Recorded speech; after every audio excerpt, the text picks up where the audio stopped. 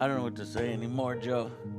This is the worst example I have ever seen. This is so blatant that they are literally saying, all y'all.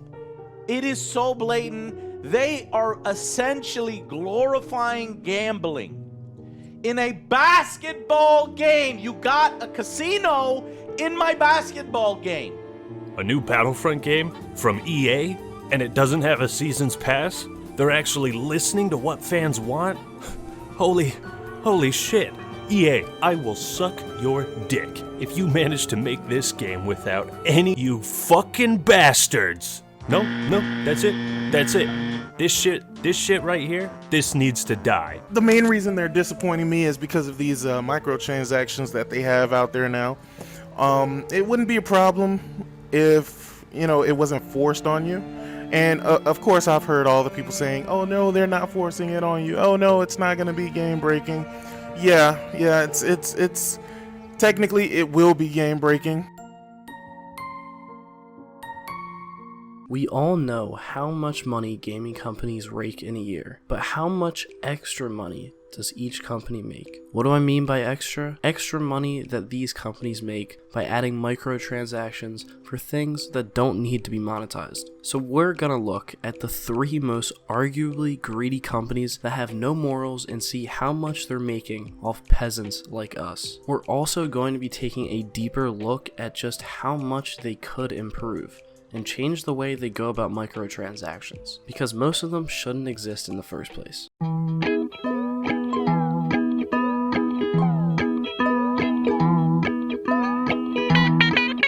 I could say a lot of bad things about 2K, not just how they don't know how to run their best-selling game and give loyal players what they want, because yes, at one point I myself was an NBA 2K sweat. Oh, brother, this guy stinks! I've played my team, Park, every game mode of 2K because let's face it, it's the only basketball game you can play if you want to play a basketball video game. EA doesn't know how to make a basketball game not look like something straight out of a horror movie, but just to put in perspective on how greedy 2K as a company is, let's see just how much they made with a game like NBA 2K20. What's this? NBA 2K20 made over $1 billion in less than a year. I wonder how they made so much money in such a short period of time. Well, let's start with making people pay $60 and then another $60 to just play the game. And for some reason, everyone just looks past this like it's no big deal. So when you play 2K, you make a My Player, and with this player, you can play My Career and Park, 2 of the biggest game modes in 2K. So how do you progress this player, you may ask? Well, you can play the game with your player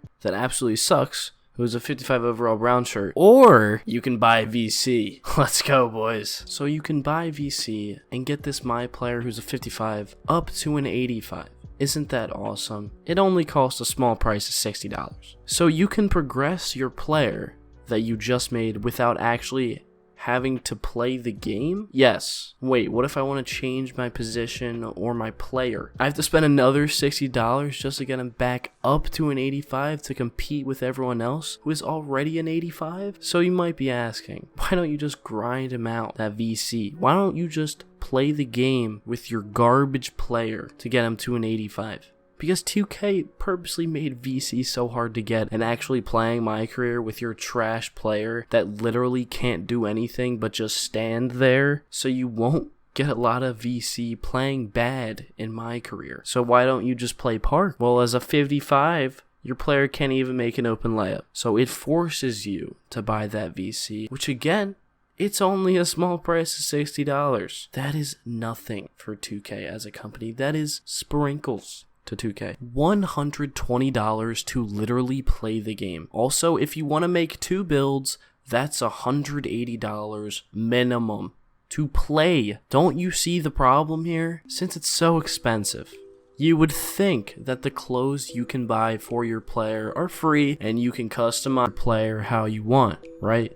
Nope, you have to use VC to buy the clothes, and for some reason, they made it outrageously expensive, like 15,000 VC for just a shirt. It's crazy to me that they get away with this stuff. And if you don't think that's bad enough, 2K didn't always used to be this bad with making people buy VC. Each year, they actually bump up the VC prices and see how much they can get away with. 2K doesn't care about its community at all, and it's so obvious that they're so money hungry. I didn't even talk about the My Team mode, which is like Ultimate Team, which we will be getting into later, and how that is also pay to win. 2K is just a pay to win mobile game, but it's flashy. Maybe 2K should focus on what made people fall in love with their franchise, rather than making the game look like a fucking casino. A progression system that isn't pay to win. Since Take-Two is the company that owns 2K and Rockstar, it is hard to see how much each company makes from just microtransactions, but the owner of Take-Two stated that 58% of revenue is from microtransactions and DLCs, which is nuts to think about considering that the net worth of Take-Two is $12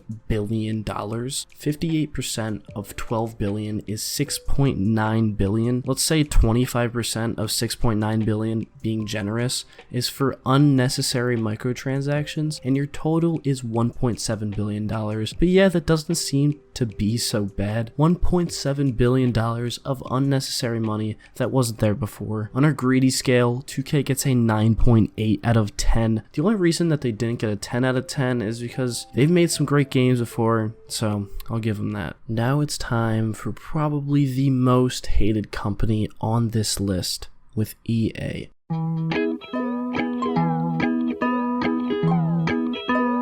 EA has been known for not giving a flying fuck of what consumers of their products ask for. I promise you, Ultimate Team is the most toxic, money-hungry game mode ever created. It's the definition of pay to win, and every single EA Sports game has this. Ultimate Team is a great game mode, but can significantly be improved on so many levels, where it's skill to improve your team and not just being able to buy every single card. The only reason it is this way is because it makes so much money and so pretentious on little kids to take mommy's credit card to rip open shitty ass packs hoping to pull Messi. They never actually pull Messi.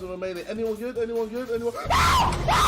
No! What did I do? Oh my god! Oh my god! Oh my god!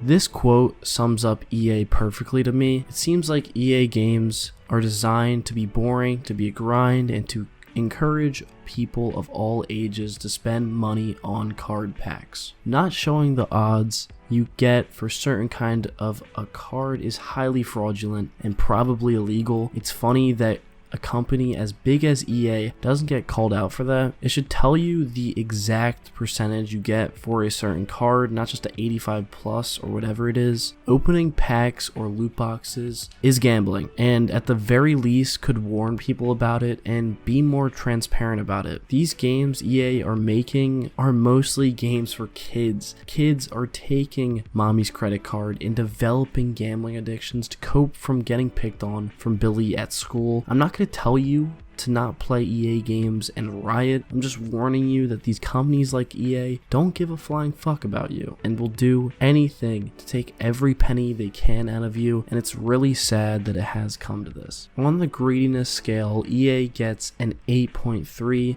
because at least you can play the game without spending that money that they try to steal like rats. On a serious note, I hate the fact that EA has been taking stuff out of their games, calling it a new feature when they have just taken it from a previous game. EA and 2K both do this, and it's very frustrating. Customization in sports games should be very easy to pull off, but yet EA still does a shitty job of it. Compare Elden Ring customization to EA and it's a laughing stock. Hold on, I mean this Protein bar, you gotta give me 1 sec. My conspiracy on why they take away customization is because they just want to push fucking Ultimate Team. Offline modes get fucked by online and ignored. Also, why is EA's career modes literal ass cheeks? No one wants to sit through those cutscenes. I'd rather buy a 50 bundle.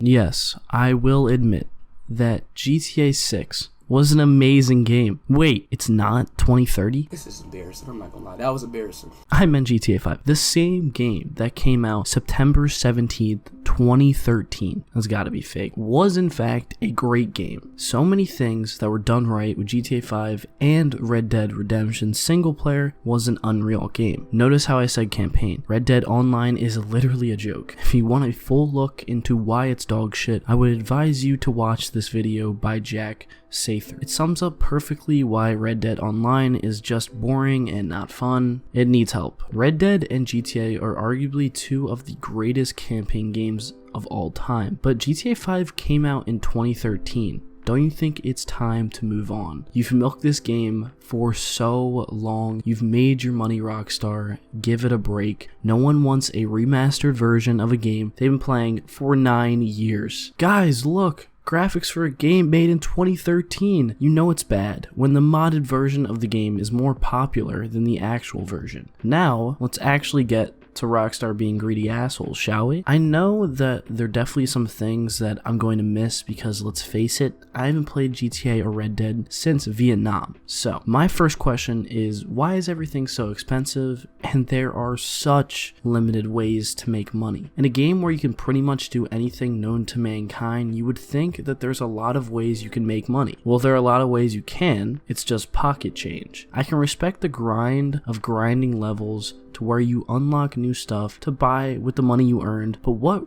real ways can you earn money without having money already? Count how many times I said money. Most of the really good money making methods want you to already have money in the first place. Heist, you need to be a certain level, certain apartment, which costs a lot of money to get. Why do you think there's so many money glitches on YouTube? Because there aren't really good ways to make money, but Rockstar gives you a cheat code to bypass everything. You guessed it, buying the money with real money. Do you see the problem I'm getting at? If it's really hard to get money and you can just buy money, why wouldn't you? It's not a in-your-face obnoxious tactic to make people buy microtransactions, but it's actually really smart. I do give them credit for trying to make it more subtle, but when you realize that you really can't make money in the game without having money in the first place, it all leads back to, hey, you can always buy some money with real money. It's like your one friend urging you to buy one more drink at the bar. That one drink kills you. On the bright side, it's probably a good investment because GTA 5 is going to be Rockstar's main game till the end of time. GTA's greediness scale is a 7.9. They made Red Dead, so it's a pass. In conclusion, what do all these companies have in common? They want to make the most money possible, just like in any business.